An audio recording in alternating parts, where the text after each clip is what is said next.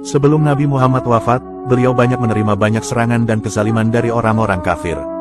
Dikisahkan, pada akhir tahun ke-6 Hijriyah, Rasulullah beserta pasukan umat Islam pergi ke Khaybar, yaitu sebuah wilayah yang terletak 150 km ke arah laut kota Madinah dan menjadi basis kaum Yahudi.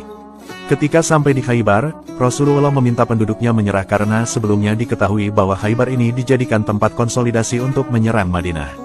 Namun, penduduk kaum Yahudi menolak seruan Rasulullah hingga akhirnya terjadi perang yang memakan banyak korban. Perang Khaybar sendiri diakhiri dengan perundingan damai antara kaum Muslim dan penduduk Khaybar. Mereka sama-sama sepakat untuk mengakhiri perang dengan beberapa poin kesepakatan bersama. Salah satunya adalah, yaitu penduduk Khaybar harus menyerahkan separuh hasil panen mereka kepada umat Islam Madinah mengingat pertempuran Khaybar dimenangkan umat Islam. Kemudian, perlahan-lahan Khaybar menjadi kota yang damai. Namun, tidak sedikit penduduknya yang masih menyimpan dendam. Zainab binti Haris adalah salah satu Yahudi Khaybar yang tidak terima dengan hasil perang Khaybar. Ia tidak rela dengan kaum muslimin karena telah menghabisi orang-orang terkasihnya.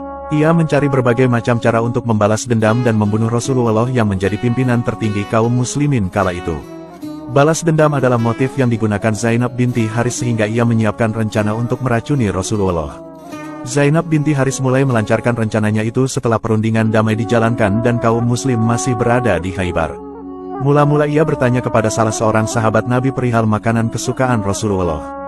Setelah mengetahui bahwa makanan kesukaan Rasulullah adalah bagian dada depan dan pundak domba, Zainab kemudian menyiapkan hidangan domba panggang dan menaburinya dengan racun yang paling mematikan. Domba panggang itu kemudian diberikan kepada Rasulullah pada petang hari selepas sang Nabi selesai menunaikan ibadah sholat maghrib. Awalnya, Rasulullah merasa ragu dengan hidangan itu. Namun, Zainab meyakinkan bahwa domba panggang itu adalah hadiah dan bukan sedekah.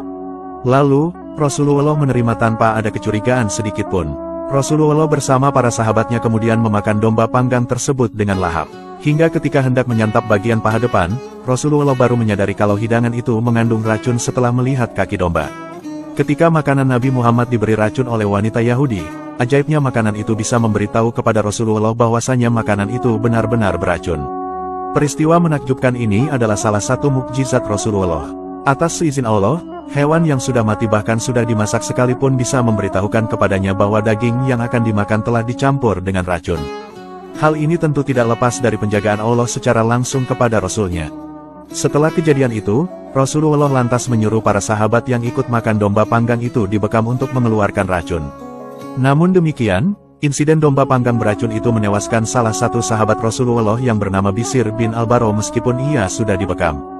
Racun dalam domba panggang yang dimakan Nabi ini juga memiliki efek jangka panjang terhadap kesehatan Rasulullah.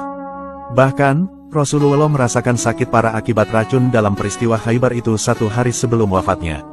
Setelah kejadian itu, Rasulullah lantas memanggil Zainab dan menanyakan semua perbuatan kejinya ini. Perempuan Yahudi itu pun mengakui perbuatan jahatnya. Setelah Zainab mengaku atas semua pekerjaan dan ulahnya yang sangat fatal itu, ternyata Rasulullah memberikan ampunan kepadanya, meskipun membuat Bishr bin Al-Bara tewas karena terlanjur menelan daging domba beracun yang dia hidangkan. Inilah sifat mulia Nabi Muhammad SAW. Ternyata, keputusan Rasulullah ini mengandung hikmah yang sangat luar biasa, di mana akal satu sahabat pun tidak sampai kepadanya. Setelah insiden itu, wanita pembubur racun itu lantas luluh hatinya dan langsung masuk Islam saat itu juga di hadapan Rasulullah. Subhanallah, semoga kita semua bisa meniru akhlak mulia Nabi Muhammad ini, amin.